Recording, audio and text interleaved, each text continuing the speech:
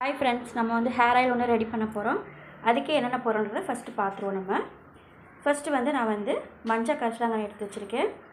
அதுக்கப்புறம் பார்த்திங்கன்னா துளசி இலை, செம்பருத்தி பூ இலை இருக்குது பார்த்திங்களா, அது கொய்யா இலை, பொன்னாங்கண்ணி கீரை, குப்பைமேனி இலை, கருவேப்பிலை, கத்தாழை, வேப்பிலை, முருங்கைக்கீரை, கற்பூரவள்ளி இலை, வெத்தலை, மரிக்கொழுந்து, மருதாணி, அதுக்கடுத்து பார்த்திங்கன்னா ரோஜாப்பூ இதழ். இன்னும் இதில் சேர்க்க வேண்டிய பொருள் இன்னும் இருக்குது. ஃபஸ்ட்டு இதெல்லாம் நம்ம வந்து நல்லா கழுவிட்டு காய வச்சுக்கலாம். அதுக்கப்புறம் தான் ஹேர் ஆயில் பண்ண முடியும். ஏன்னா இதில் கொஞ்சம் பூச்சி பட்டெல்லாம் இருக்கும், தூசிலாம் இருக்கும். அதுக்காகத்தான் இதை ஃபஸ்ட்டு நம்ம கழுவிட்டு இந்த மாதிரி வெயிலெல்லாம் காய வைக்கக்கூடாது. வீட்டுக்குள்ளேயே நல்ல